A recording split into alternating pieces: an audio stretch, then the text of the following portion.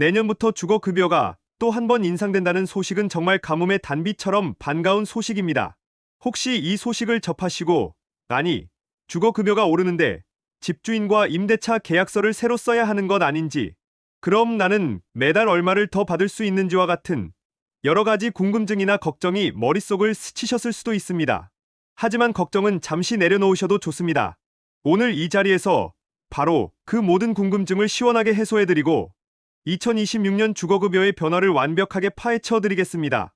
본격적인 영상 시작 전에 구독, 좋아요 한 번씩 눌러주세요. 그럼 지금 바로 시작합니다. 우리 정부는 매년 물가 상승률과 주택 시장의 변화를 면밀히 분석하여 기준 임대료를 새롭게 조정하고 있습니다. 특히 고령화 시대에 접어들면서 경제적인 어려움 속에서 주거 불안정을 겪고 계시는 시니어 분들이나 취약 계층의 주거권을 보장하기 위한 노력의 일환으로 이러한 급여 인상이 이루어지고 있습니다. 2026년에는 이 기준 임대료가 급지별로 또한 가구 구성원에 따라 약 1만 7천원에서 많게는 3만 9천원까지 인상되었습니다.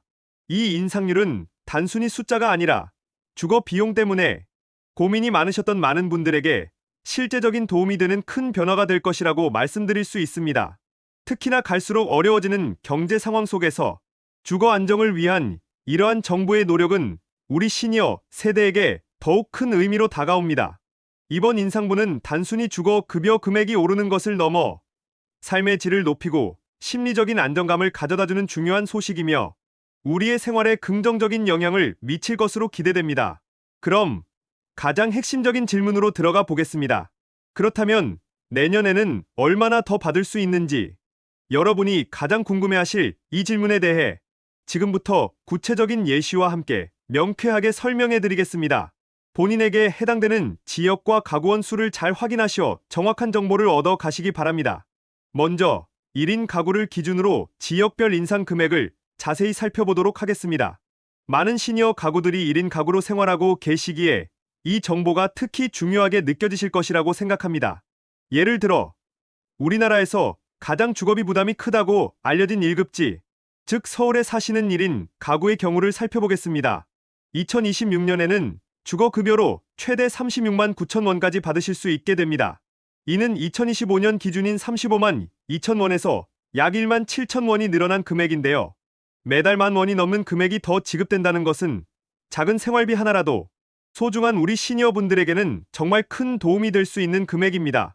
이 금액으로 생활에 필요한 다른 부분들을 조금이나마 충당할 수 있게 되는 것이죠. 서울 다음으로는 어떤 지역들이 있을까요? 이제 다른 지역들의 1인 가구 기준 주거 급여 금액을 함께 알아보겠습니다. 2급지인 경기도와 인천광역시에 거주하는 1인 가구는 최대 30만 원까지 주거 급여를 받게 됩니다. 서울보다는 낮지만 여전히 상당한 금액의 지원을 받을 수 있습니다. 이 금액 역시 여러분의 월세 부담을 덜어주는데 큰 역할을 할 것입니다.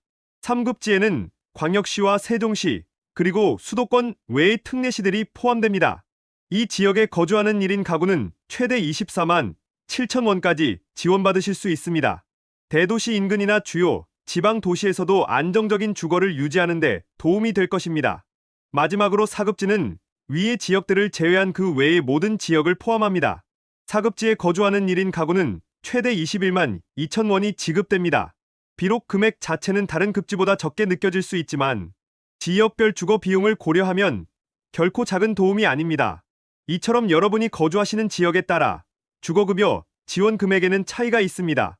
따라서 본인이 어떤 급지에 속하는지 그리고 가구원 수가 어떻게 되는지 정확히 확인해 보시는 것이 중요합니다. 이 금액들은 1인 가구 기준이지만 2인, 3인, 4인 등 가구원 수가 늘어날수록 지원받을 수 있는 금액도 비례하여 더 커지게 된다는 점을 알려드립니다. 혹시 우리 집은 몇 급지에 해당되는지 잘 모르시겠다면 주변 주민센터에 문의하시거나 복지로 웹사이트에서 확인하실 수 있습니다. 자, 그런데 이제 많은 분들이 정말 궁금해하실 다음 질문으로 넘어가 보겠습니다. 혹시 아직도 임대차 계약서 때문에 머리가 복잡하시고 걱정이 많으신가요? 잠시만 기다려주시면 그 해답을 명쾌하게 알려드리겠습니다. 이 부분은 정말 중요한 내용이니 놓치지 마세요. 많은 분들이 주거급여가 인상된다는 소식을 듣고 혹시 집주인과 임대차 계약서를 새로 작성해야 하는 것은 아닌지 염려하는 마음이 크실 것이라고 생각합니다. 특히나 행정 절차가 익숙지 않으신 시니어분들에게는 이런 서류 문제가 큰 부담으로 다가올 수 있습니다. 하지만 다시 한번 말씀드리지만 결론부터 말씀드리면 전혀 그럴 필요가 없습니다.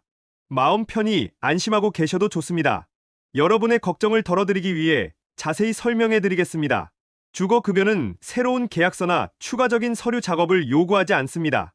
기존에 여러분께서 이미 작성하고 제출하셨던 임대차 계약서를 기준으로 인상된 주거급여 금액이 자동으로 조정되어 지급됩니다. 정부가 매년 1월 1일부터 새로운 기준 임대료를 적용하고 이 변경된 기준에 따라 여러분의 주거급여가 자동으로 계산되어 통장으로 입금되는 방식입니다. 추가적으로 주민센터에 방문하시거나 별도의 서류를 제출할 필요 없이 정해진 날짜에 맞춰 인상된 급여가 통장에 쏙 들어오게 되는 정말 편리한 시스템입니다. 이러한 정부의 정책은 행정 절차의 번거로움을 줄이고 수급자분들이 안정적으로 혜택을 받으실 수 있도록 고안된 것이라고 할 수 있습니다. 덕분에 우리는 불필요한 걱정 없이 오롯이 주거급여 혜택을 누릴 수 있게 됩니다. 하지만 한 가지 알아두실 점이 있습니다. 주거급여 인상과는 별개의 이야기인데요. 여러분의 임대차 계약 기간이 만료되어 재계약을 해야 하는 경우에는 당연히 새로운 계약서를 작성하게 됩니다. 이때 인상된 주거급여 금액을 정말 현명하게 활용하시면 좋습니다. 예를 들어 인상된 주거급여 덕분에 월세에 대한 부담이 줄어들었다면 이 점을 활용해서 집주인과 월세 인상 폭을 줄이는 방향으로 협상을 시도해 볼 수 있습니다. 사장님, 주거급여가 올라서 월세 부담이 줄었지만 가능하다면 이번 재계약에서는 월세 인상을 조금만 조절해 주실 수 있으실까요?와 같은 식으로 이야기해 보는 것이죠. 혹은 만약 월세 인상이 부담되신다면 보증금을 조금 낮춰주시는 방향으로 논의해 볼 수 있을까요?와 같이 여러분에게 유리한 방향으로 보증금을 낮추는 협상도 가능합니다. 단순히 정부가 주는 돈이라고만 생각하지 마시고 나의 권리를 찾아 더 나은 주거 환경을 위해 적극적으로 활용하시는 지혜가 필요한 순간입니다. 이처럼 재계약 시점은 여러분의 주거 환경을 개선하거나 재정적 부담을 줄일 수 있는 아주 좋은 기회가 될 수 있으니 이 점을 꼭 기억하시고 적극적으로 활용해 보시기를 바랍니다. 이러한 협상은 여러분의 삶에 실질적인 이득을 가져다 줄 것입니다. 다음으로는 주거급여가 실제로 어떻게 지급되는지 그 정확한 지급 방식에 대해 많은 분들이 오해하고 계시는 부분을 바로잡아 드리겠습니다. 주거급여는 단순히 기준 임대료 금액만 받는다고 생각하기 쉽습니다. 하지만 실제로는 몇 가지 중요한 기준에 따라 계산됩니다. 핵심은 바로 실제 월세와 기준 임대료 중 더 낮은 금액을 기준으로 지원된다는 것입니다.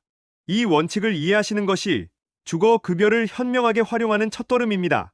왜 이렇게 지급되는지, 그리고 실제 어떤 차이가 발생하는지 구체적인 상황을 가정하여 두 가지 예시를 들어 설명해 드리겠습니다.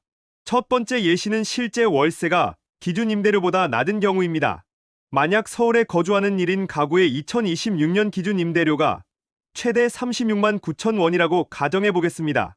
그런데 여러분이 실제로 매달 내는 월세가 30만 원이라면 어떨까요? 이 경우에는 기준 임대료가 높다고 해서 36만 9천 원을 모두 받을 수 있는 것이 아니라 실제 월세 금액인 30만 원만 주거급여로 받게 됩니다. 정부의 주거급여는 실제 주거비 부담을 덜어주는 것이 목적이기 때문에 기준 임대료가 높더라도 실제 부담하는 월세 금액 이상을 지원해 주지는 않는 것입니다. 이 점을 혼동하여 왜 나는 기준 임대료보다 적게 받지 하고 오해하시는 일이 없도록 주의해 두시기 바랍니다. 따라서 여러분이 실제 얼마의 월세를 내고 계신지 정확히 알고 계시는 것이 중요합니다. 두 번째 예시는 반대로 실제 월세가 기준 임대료보다 높은 경우입니다. 같은 서울 1인 가구의 경우를 다시 한번 살펴보겠습니다. 2026년 기준 임대료는 36만 9천 원인데 여러분이 실제로 매달 40만 원의 월세를 내고 있다면 어떻게 될까요? 이 경우에는 실제 월세가 40만 원이라고 해서 40만 원을 모두 받는 것이 아니라 기준 임대료인 36만 9천 원까지만 받을 수 있습니다. 즉, 여러분의 실제 월세가 기준 임대료를 넘어서더라도 주거급여는 최대 기준 임대료까지만 지원된다는 점을 명심하셔야 합니다. 월세가 기준 임대료보다 높은 경우에는 아쉽지만 그 차액은 본인이 부담하셔야 합니다. 이 두 가지 사례를 통해 주거급여의 지급 방식이 단순히 기준 임대료와 직결되는 것이 아님을 알 수 있습니다. 이러한 지급 방식을 정확히 이해하고 계신다면 여러분의 주거급여를 더욱 현명하게 활용하고 월세 부담을 효과적으로 관리하실 수 있습니다. 이 중요한 정보들을 잘 기억해 두시면 앞으로의 경제 생활에 큰 도움이 될 것입니다. 단순히 얼마가 오른다는 소식에만 집중하기보다 어떤 기준으로 어떻게 지급되는지를 아는 것이 진정한 재테크라고 할 수 있습니다. 이 정보가 여러분의 삶에 긍정적인 변화를 가져오기를 진심으로 바랍니다. 이 영상을 보시면서 나는 주거급여를 받아본 적 없는데 나도 받을 수 있을까 하고 생각하시는 분들도 계실 것입니다. 혹은 신청하는 절차가 너무 복잡해서 엄두가 나지 않는다라고 여기시는 분들도 계실 텐데요. 지금부터 주거급여를 신청할 수 있는 자격 요건과 그 쉬운 방법에 대해 상세히 알려드리겠습니다. 놓치고 계신 혜택이 있다면 이 기회에 꼭 신청하셔서 받으시길 바랍니다. 먼저 주거급여는 소득인정액 기준을 충족해야 합니다. 소득인정액이란 여러분의 소득과 재산을 합산하여 평가한 금액을 말하는데요. 이 소득인정액이 중위소득의 일정 비율 이하여야만 주거급여를 받으실 수 있습니다. 2026년에도 이 중위소득 기준은 약간의 변동이 있을 수 있지만 기본적으로는 저소득층을 위한 복지, 혜택임을 기억해 주십시오. 구체적인 중위소득 기준은 복지로 웹사이트나 관할 주민센터에서 최신 정보를 확인하실 수 있습니다. 과거에는 부양의무자 기준이 있어서 자녀의 소득이나 재산까지 심사에 포함되었지만 이제는 이 부양의무자 기준이 폐지되어 본인의 소득과 재산만으로 심사받을 수 있게 되었습니다. 이는 시니어분들이 주거, 급여를 받기 훨씬 쉬워졌다는 의미이므로 긍정적인 변화라고 할 수 있습니다. 신청 방법은 생각보다 간단합니다. 주거급여를 신청하시려면 여러분의 주소지 관할 주민센터에 방문하시면 됩니다. 방문하실 때에는 신분증, 통장 사본, 그리고 임대차 계약서, 사본 등의 서류가 필요할 수 있으니 미리 준비해 가시면 더욱 편리하게 신청 절차를 진행하실 수 있습니다. 주민센터 담당 공무원분들이 친절하게 안내해 주실 것이므로 서류가 미비하더라도 걱정하지 마시고 먼저 방문해 상담받으시는 것을 추천해 드립니다. 직접 방문이 어려우시다면 온라인 복지 포털 복지로 웹사이트를 통해서도 신청이 가능합니다. 온라인 신청 시에는 공인인증서 등이 필요하며 필요한 서류들을 스캔하여 업로드하는 방식으로 진행됩니다. 신청 후에는 담당 기관에서 소득 및 재산 조사가 이루어지고 임대차 계약 사실 등을 확인하는 과정을 거칩니다. 이 모든 절차가 완료되면 여러분은 주거급여 대상자로 선정될 수 있는지 여부와 함께 최종적으로 얼마의 금액을 받게 될 것인지 통보받게 됩니다. 혹시 신청 과정에서 궁금한 점이 생기거나 어려움이 있다면 언제든 주민센터에 문의하셔서 도움을 받으시길 바랍니다. 여러분의 안정적인 주거 생활을 위한 길, 생각보다 어렵지 않습니다. 오늘 2026년 주거급여 인상 소식과 함께 많은 시니어 구독자님들께서 궁금해하셨을 다양한 정보들을 자세하고 친절하게 설명해 드렸습니다. 내년에는 더 많은 지원금을 받을 수 있게 되었으니 오늘 알려드린 정보를 바탕으로 여러분의 월세 부담을 줄이는데 적극적으로 활용해 보시기 바랍니다. 이는 단순한 금액적인 혜택을 넘어 여러분의 삶의 작은 여유와 함께 안정감을 선사할 것입니다. 부디 이 귀한 정보들이 여러분의 편안한 노후 생활에 실질적인 보탬이 되기를 바랍니다. 이 영상으로 2026년 주거 급여에 대한 궁금증이 말끔히 해소되셨기를 바랍니다. 혹시 이 영상을 보시고 추가로 궁금한 점이나 다른 의견이 있다면 언제든지 주저하지 마시고 댓글로 남겨주세요. 여러분의 소중한 의견 하나하나가 저희 채널이 더욱 발전하고 또 다른 유익한 콘텐츠를 만드는 데 큰 힘이 됩니다. 끝까지 시청해 주셔서 감사합니다.